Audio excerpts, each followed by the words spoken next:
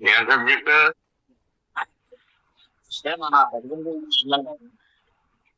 చెప్పండి. నిన్న కాక నిన్న మన దళితుల కుర్రవాడిని అరెస్ట్ చేశారు. ఎప్పుడు? మొన్న. ఏమైంది? ఏమైందో మాకు తెలియదు. గత ప్రభుత్వంలో మరి ఏం చేశాడు, ఇల్లు అవన్నీ నాశనం చేశాడు, ధ్వంసం చేశారని అవునా? గ్రూపుల్లో అలా చేస్తున్నారు. మరి ఎంతవరకు కరెక్ట్ అనేది మనకైతే తెలియదు. పూర్తి వివరాలు అయితే తెలియదు అన్నయ్య గారు. ఏమాత్రంలో మరి అది పూర్తిగా తెలుసుకోలేదు ఏంటనేది. ఏంటంటే అవసరం అయితే వాళ్ళు ఏదైనా దాడి చేస్తుంటే వాళ్ళ మీద అప్రెంటిస్ కేసులు పెడుతున్నారని ఇతను దళితుడు ఎవరన్నా అధికారుల మీదకి వెళ్ళి గొడవ చేస్తున్నాడు. గొడవ చేస్తున్నారంట. మరి గొడవ చేస్తుంటే ముందు ఇంతకుముందు గొడవలు చేశాడంట వైసీపీ అధికారంలో. తమ్ముడు ఎవరు చేసినా తప్పే. అది కాకపోతే అది నిజమా ఉంటుంది అనేది చూసుకోవాలి. అయితే దీని మీద నేను మనోళ్ళు ఏం చేస్తున్నారంటే కాలం పండింది, కాలం పండిపోయింది, కాలం ఎవరికి సుఖం కాదు అని మనోళ్ళు వాట్సాప్ గ్రూపుల్లో పబ్లిసిటీ చేస్తున్నారు. మరి అంటే కాలం ఎవరికి ఒప్పుకోవాలి, ఎప్పుడు ఉండదు, మారుతా ఉంది. అయితే కొన్ని విషయాల మీద నేను మాట్లాడదాం అనుకుంటున్నాను. అయితే వీళ్ళని అరాచకాలు చేసింది, దళితులు అరాచకాలు చేసింది. ఎక్కువ చేస్తారు మన దళితులు ఎక్కువ చేస్తారు ముందు.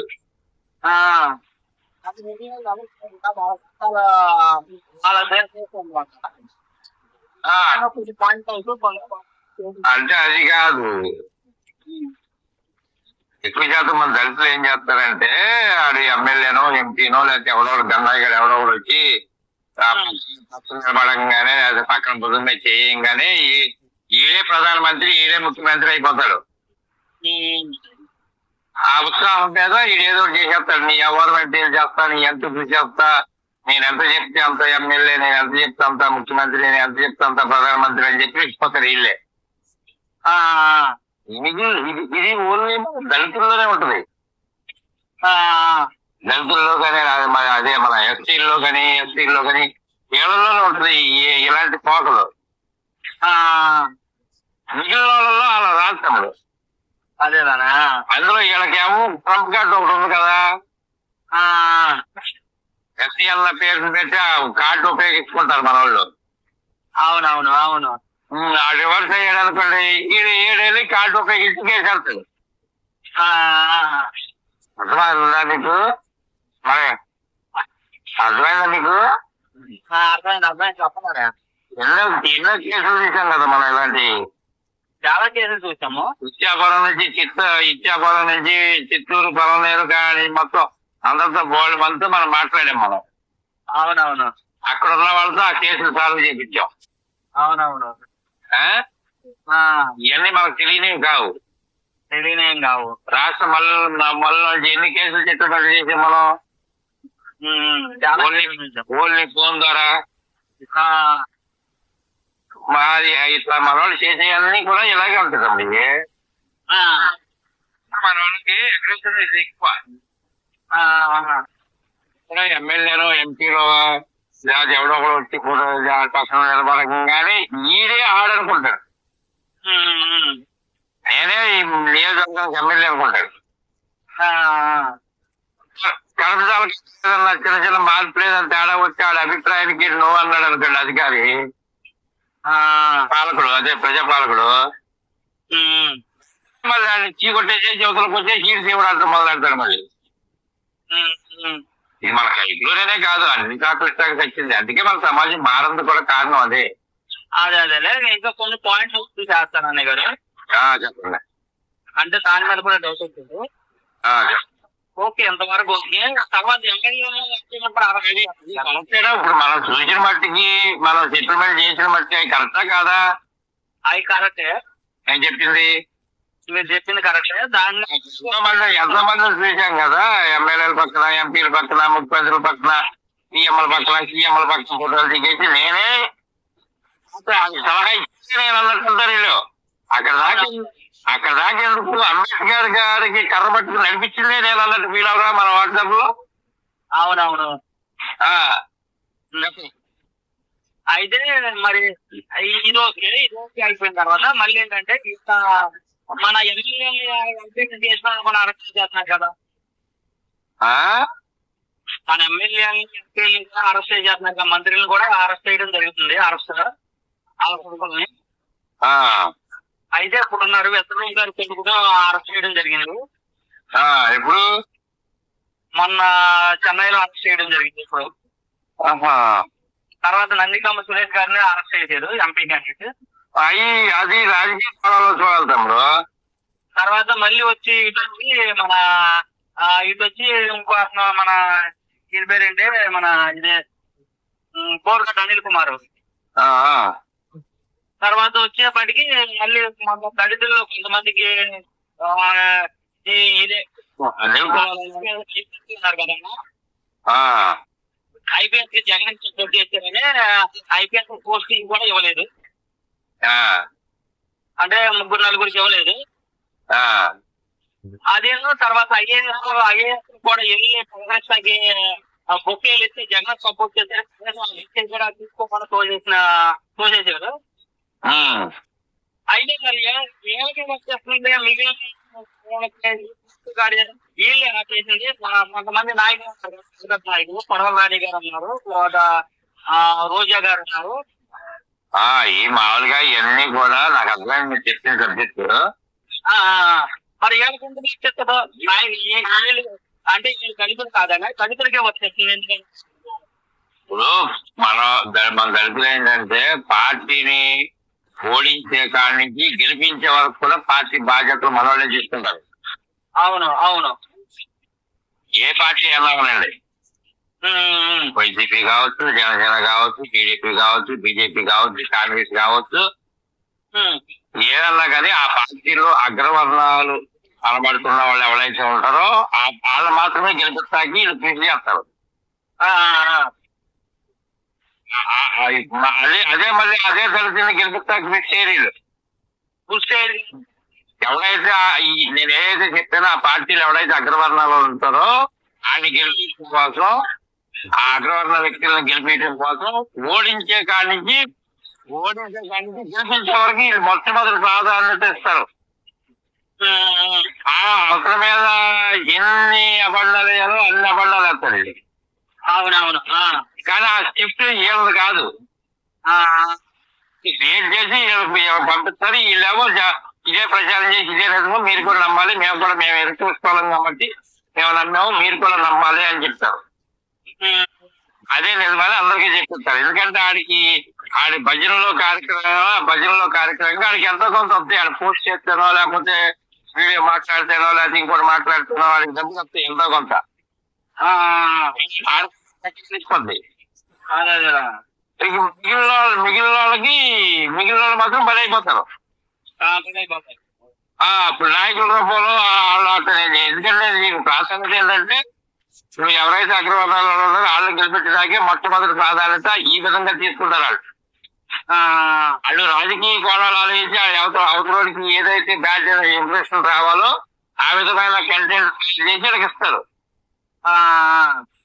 వీళ్ళు దీన్ని మేము ఎదురు పూసుకోవాలో మేము నమ్మాము, మీరు కూడా నమ్మేయండి, ఇదే లేదు అనేది చెప్తారు. ఇప్పుడు చెప్పాను కదా, పార్టీలు ఎన్ని పార్టీలు అయినా సరే వేళకి ఇదే ఈడు సామాజిక వర్గం, వీళ్ళు దళితులు వీడు పేదవాడు ఎవరైనా నిలబడ్డారంటే వాళ్ళని గెలిపించడానికి వీళ్ళు ప్రయత్నం చేయరు. అది వాస్తవం కదా అనమాట. చూసాం కదా, ఇప్పుడు నేను పోటీ చేశాను, మన సూర్యచంద్రాన్ని పోటీ చేశారు, చాలా మంది మన నోబులన్నీ పోటీ చేశారు, సుధాకర్ తమ్ముడు పోటీ చేశారు. ఆ పోటీ చేసిన వాళ్ళు చాలా మంది ఉన్నారు. ఎవరైనా నాతో సహా ఇంటికి డిపాజిట్లు రాలేదు, డిపాజిట్లు రాలేదు. వీళ్ళని గెలిపించడానికి వీళ్ళు ఎవరు చూడండి. దళిత మెయిన్ తప్పు వాళ్ళది కాదు, పార్టీ నాయకులది, అగ్రవర్ణ నాయకులది తప్పు కాదు, మన వాళ్ళదే తప్పు. వీళ్ళకి అంబేద్కర్ ఆలోచన వీళ్ళకి తెలియదు. అంబేద్కర్ ఏం చెప్పారు అనేది అసలు అంబేద్కర్ గురించి అసలు వీళ్ళకి తెలియదు.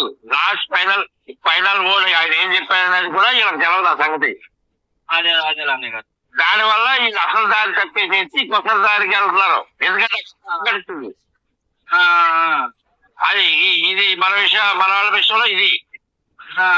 ఇక ఇప్పుడు ఐపీఎస్ అన్నారు కదా, ఇలాంటి వాళ్ళు అనేవాళ్ళు అన్ని పార్టీలకి సపోర్ట్ చేసుకుంటారు.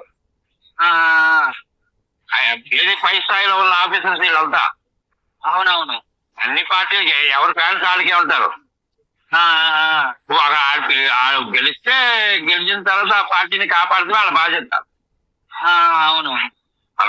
మనం ఆపాదించడం కాదు, ఎవరికాళ్ళు ఇప్పుడు మనం చూస్తున్న పరిణామాలను బట్టి మనం చెప్తున్నాం. అవునవును. ఎవరికున్న బాధ్యత వాళ్ళకే ఉంటది. ఏ పోలీస్ ఆఫీసర్ చూడాలి, ఏ ఐఏఎస్ అధికారులు వాళ్ళని చూడాలని ప్రజాపాలకులు వాళ్ళు చూసుకుంటారు. అన్ని పార్టీల్లో ఉంటారు వీళ్ళు. అన్ని పార్టీలో ఉంటారు. ఆడొచ్చినాక ఈడుకుండదు, ఈడొచ్చినప్పుడు ఆడకూడదు. ప్రాధాన్యత. అవును. ఉద్యోగాలు ఇవ్వాలా వద్దా, పదవులు ఇవ్వాలి, కొనసాగింపు ఉంటుందా లేకపోతే దాన్ని సస్పెండ్ చేసి పక్కన పడేస్తారా ఇవన్నీ వాళ్ళ వ్యక్తిగతమైన అభిప్రాయాలు. అర్థమైందా? ఏదో లోపం చూపిస్తారు, ఆపేస్తారు. అవునవునమ్మా. ఇక ఐపీఎస్ లో ఇక చేస్తారు, ఐపీఎస్ కానీ ఐఏఎస్ కానీ వాళ్ళకి ఇబ్బందులు తప్పవు. అందుకే రాజ్యాంగం ప్రకారం రాజ్యాంగం ఎలా చెప్తే అలా అమలు చేశారనుకోండి, వాడికి ఏమో ట్రాన్స్ఫర్లు ఉంటాయి. రాజ్యాంగాన్ని వైలేట్ చేసి ప్రజాపాలకుడు ఏదైతే 5 సంవత్సరాలు ఉండే ప్రజాపాలకుడు ఏది చెప్తా చేశాడు అనుకోండి, ఐఏఎస్ ఆఫీసర్ కావచ్చు, ఐఏఎస్ ఆఫీసర్ కావచ్చు, ఎవరైనా సరే ప్రజాపాలకులు ముఖ్య నాయకుల మాట విని వాళ్ళు చెప్పినట్టు చేశారు అనుకోండి, వాళ్ళ పనులకు డోకా ఉండదు 5 ఏళ్ళు. వాళ్ళ ఉద్యోగానికి డోకా ఉండదు 5 సంవత్సరాలు. వాళ్ళ ప్రమోషన్లకే డోకాలు ఉండవు.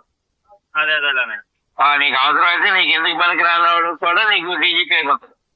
అవునవునుగా. అవి వెళ్తా అందరికీ ఉంటారు ఈ ఫ్యాన్స్, అక్కడే కాదు అన్ని పార్టీలు ఉంటారు వాళ్ళు.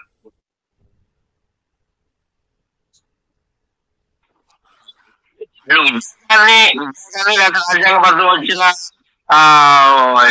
ఉద్యోగం లేకపోతే ఎంప్లాయీ ఏదైతే మనుషులే కదా. అవునుగా. దేవుడు బిడ్డలు కాదు, దేవుడు. అవునవును. మనుషులే ఆలోచనలు ఉంటారు, అందరికీ బాధ్యతలు ఉంటాయి, అందరికీ డబ్బులు అవసరమే, అందరూ ఉద్యోగం చేసుకుని సంపాదించుకోవాల్సిందే. అవును. అందరికీ బాధ్యతలు ఉంటాయి. బాధ్యతలు జరగాలి అని అంటే ఉద్యోగాల్లో రిస్కులు రాకూడదు. అందుకని కొంతమంది సరెండర్ అయ్యి ప్రభుత్వాల అధినాయకులకి సరెండర్ అయిపోయి చేస్తారు. చేస్తారు అంబేద్కర్ మా దేవుడు, అంబేద్కర్ మా భీముడు అని చెప్పి అంబేద్కర్ ముందుకు సాగిస్తాం అని చెప్పేసి టీవీ సునీల్ కుమార్ లాంటి వాళ్ళు ఎవరైనా చేసేదానికి వెళ్ళి ఉద్యోగాలు. అవునవును. ఇవన్నీ అంత కామన్ గా ఉంటాయి. ఇంట్లో రాజకీయాలు ఉంటాయి, సామాజిక కోణాలు ఉంటాయి, స్వార్థపరమైన ఆలోచనలు ఉంటాయి, అన్నీ ఉంటాయి. సమాజాన్ని తెలుసుకున్నారు, బొచ్చు మెరిసిపోయింది. అవునవును. ఇప్పుడు మన చేతులు కర్రొచ్చే వయసు వచ్చేస్తుంది. అవునవునన్నా. ఇప్పుడు 45 సంవత్సరాలు వచ్చినాయి, నీకు 30 వచ్చినాయి. నువ్వు ఇంకొక 20 ఏళ్ళు నువ్వు కర్రెట్టుకుంటా, నేను ఇంకొక 5 ఏళ్ళలో కర్రెట్టుకుంటా. అవునవును. కర్ర మాత్రం గ్యారంటీ. వెనక తిరిగి చూసుకుంటూ చేతుల్లో 90 పైసలు ఉండదు. గుద్దలో చిరిగిపోయిన ప్యాంటు, చొక్కాయి అంతా కుక్కలు చింపేసిన చొక్కాయి. అవునవును. మన వాళ్ళు ఇంటికాడ దండాలు కూడా సరిగ్గా ఉండవు, బయట ఆరేస్తారు, ఆ కుక్క వచ్చి లాగుతుంది దాన్ని. ఆ కాళ్ళతో దాని పొడితో టీకేస్తుంది, అదే చొక్కా వేసేసుకుంటాం. మళ్ళీ కుట్టించుకోవాలంటే దాని బంతికి డబ్బులు ఉండవు, చూసికి చీలరు ఉండదు. అవునవును. ఇక అదే చొక్కా వేసుకుని మనం వెళ్ళిపోవాల్సింది ఆ రోజుకి. అది గట్లా ఉంటాయి పరిస్థితి. అంతకు మించి ఏం లేదు. ఇంకోటి ఏది అడిగారు? అదే బోరగడ్డ నీళ్ళు పేరేంటి? బోరగడ్డ అనిల్ కుమార్, వెస్కోరేపు ప్లస్ ఈయన మన నందిగామ సురేష్ గారు. ఈ అరెస్టులు అంటే మామూలుగా ఈ లా ఏం చెప్తుందంటే చిన్న లూప్ లైన్ దొరికితే దాన్ని తీసుకెళ్ళి అరెస్ట్ చేసేస్తారు. ఇప్పుడు అనుమానం లేకపోతే ఆరోపణ లేకపోతే ఇంకోటి అనుకోండి, నువ్వు ఏదో ఆరోపణలు ఒక కేసు తీసుకొని పడేసేస్తే అంత దాన్ని 100 ఏళ్ళు సాగిస్తుంది ఆ కేసుని.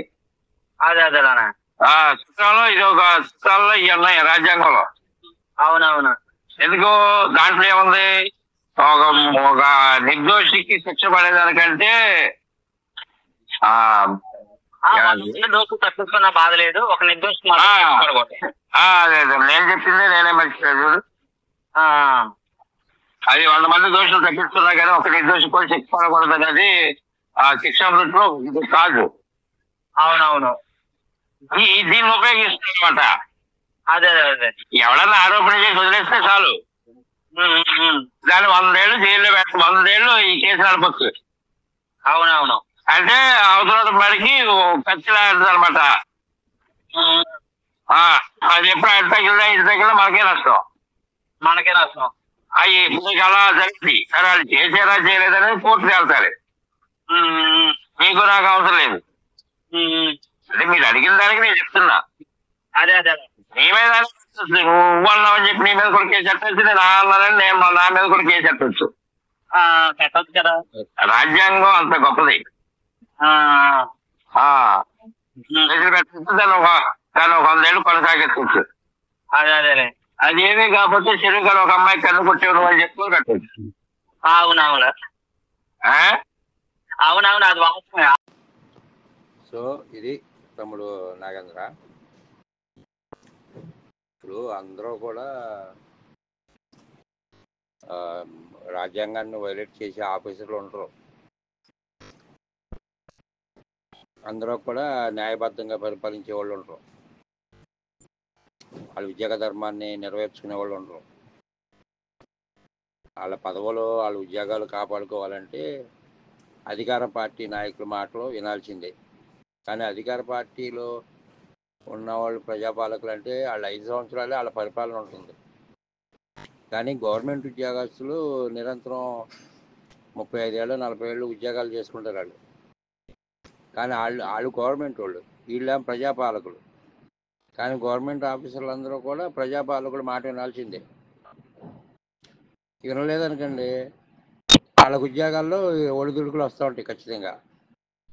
దాన్ని కొంతమంది తట్టుకుంటారు, కొంతమంది తట్టుకోలేక సరెండర్ అయిపోయి వాళ్ళు చెప్పింది వింటారు. సో ఏ గవర్నమెంట్ ఆఫీసర్ అయినా రాజ్యాంగబద్ధంగానే వాళ్ళ ఉద్యోగ బాధ్యతలు నెరవేర్చాలి. అలా చేస్తేనే రాజ్యాంగాన్ని గౌరవం మీద కాపాడినట్లు అవుతుంది. అలాగే ఇప్పుడు మనం ఎలా చెప్పుకున్న మన దళిత నాయకులు ఈ మెసేజ్ పూర్తిగా విని వాళ్ళు జాగ్రత్త పడితే అసలు ఎలాంటి కాంట్రవర్సీ ఉండదు. వీళ్ళే నిజాయితీ గల నాయకులు అవుతారు, న్యాయబద్ధమైన నాయకులు అవుతారు. ప్రజలు కూడా వీళ్ళని నమ్ముతారు. లేకపోతే ఇలాంటి నాయకుల పరిస్థితి అధోగతి పాలవుతుంది ఖచ్చితంగా. ఇది అర్థం చేసుకుని ఈ మెసేజ్ పూర్తిగా విన్న వాళ్ళు అర్థం చేసుకుని సమాజంలో ఎలా ఉండాలో అనేది ఆలోచించుకుంటే చాలా జ్ఞానం అవుద్ది, మంచి నాయకులుగా పిలువబడతారు. అంతేగాని మనకి ఇష్టం వచ్చినప్పుడు రాజ్యాంగం, మనకి ఇష్టం లేనప్పుడు రాజ్యాంగాన్ని వైలేట్ చేసి ఇష్టం వచ్చినట్టు వల్గారిటీగా మాట్లాడతానంటే ఏ పార్టీలో అధికారం ఉంటే ఆ పార్టీలోకి దూకేసి మరి ఆడు కదని ఈడు కదని ఆడమ్మ మూడు అన్నట్టు ఏదో సినిమాలో చెప్తారు చూడు, ఆ టైప్లో మన నాయకులు వ్యవహరించారనుకోండి, వీళ్ళకి ఇలాంటి నాయకులకి ఎప్పటికీ ప్రజల్లో గుర్తింపు ఉండదు. ఇది తెలుసుకోవాలి మన దళిత నాయకులు. సో ఇది తమ్ముడు నాగేంద్ర, అర్థమైంది కదా? ఓకే, జై భీమ్.